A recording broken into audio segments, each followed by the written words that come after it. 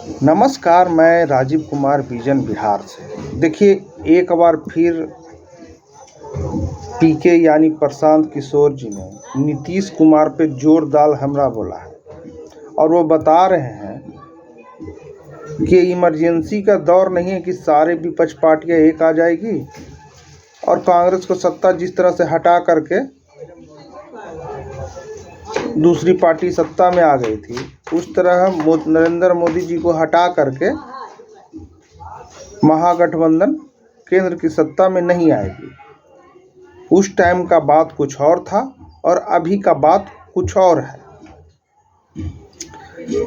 ये सारी बातें विपक्षी एकता की बेंगलुरु मीटिंग पर जाने से पहले ही उन्होंने ये सब सारी बातें कह दिया है। जैसा कि आपको पता ही है कि 17 और 18 यानी कल और आज दोनों दिन बेंगलुरु में मीटिंग चल रही है। विपक्षी एकता की दूसरी मीटिंग है। पहला पिछले महीने 23 तारीख को बिहार में हुआ था और फिर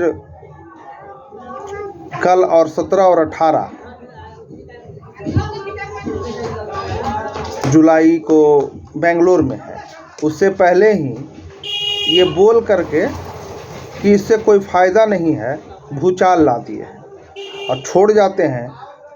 प्रशांत किशोर जी के उस पीसी के साथ वो प्रेस कॉन्फ्रेंस करके बता रहे हैं कि क्यों नहीं कोई फ़ायदा होगा। धन्यवाद।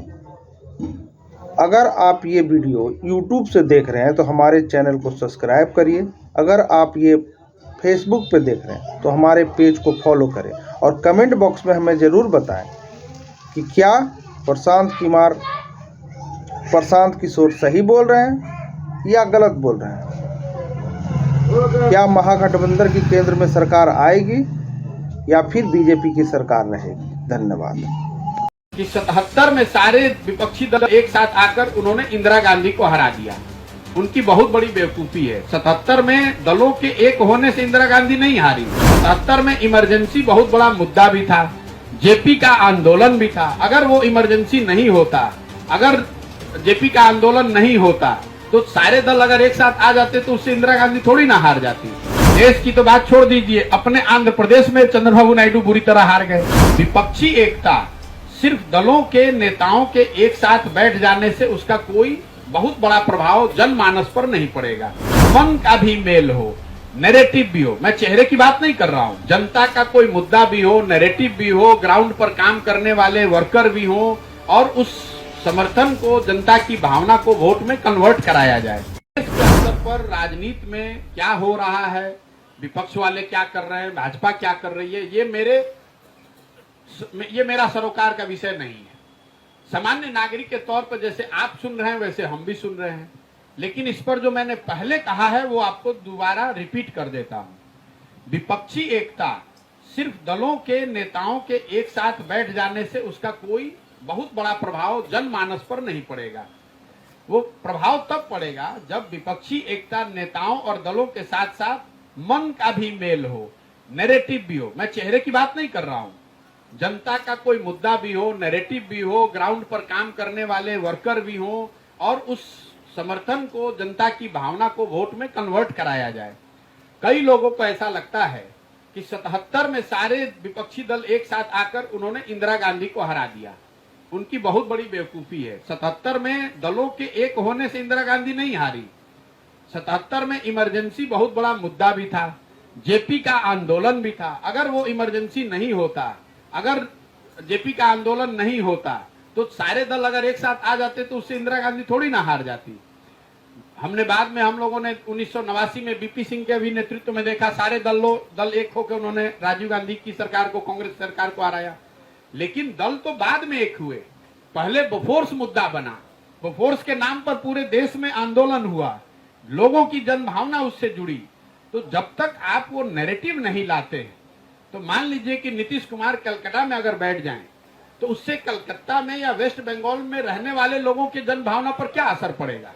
अगर ममता बनर्जी आज समस्तीपुर में आ जाए तो समस्तीपुर की जनता क्या जो विषय है, इनको इससे क्या मतलब है कि यहाँ स्टालिन आकर बोल रहे हैं कि ममता बनर्जी बोल रही हैं। तो विपक्षी एकता लोकतंत्र की एक प्रक्रिया है, हो रही है, अच्छी बात है, लोकतंत्र मजबूत होना चाहिए। लेकिन इसमें सफलता जो मेरी समझ है, जो भी छोटी मोटी मेरी समझ है, इसमें चुनावी सफलता तभी मिलेगी जब इन दलों के पास एकाएक कोई प्रोग्राम हो जिसको लेकर वो जनता के बीच में जाएं, जनता का समर्थन मिले, तभी उसका परिणाम आपको चुनावी रिजल्ट में दिखेगा। वरना 2019 में भी सारे दल एक साथ हुए थे, उसका क्या फर्क पड़ा। मैं आपको उदाहरण दे देता हूं, लोग अगर भूल गए हैं तो जिस भूमिका में हम लोग के मान्यवर नीतीश कुमार जी आज दिखने का प्रयास कर रहे हैं, करीब करीब इसी भूमिका में आंध्र प्रदेश के चीफ मिनिस्टर चंद्रबाबू नायडू जी थे। देश की तो बात छोड़ दीजिए, अपने आंध्र प्रदेश में चंद्रबाबू नायडू बुरी तरह हार गए। तो नीतीश कुमार जी या कोई जो भी व्यक्ति एका करने की कोशिश कर रहा है, जब तक जनता के मुद्दों पर सहमति नहीं होगी और जनता में उसका कोई ट्रैक्शन नहीं होगा, तब तक मुझे नहीं लगता है कि इन प्रयासों का कोई बहुत बड़ा असर होगा। हाँ, ये जरूर है कि इतने सारे दल अगर साथ में आएंगे तो मीडिया कर्मियों के लिए एक उत्सुकता की विषय है। समाज का एक छोटा वर्ग जो सामाजिक राजनीतिक तौर पर जागरूक है, उसको भी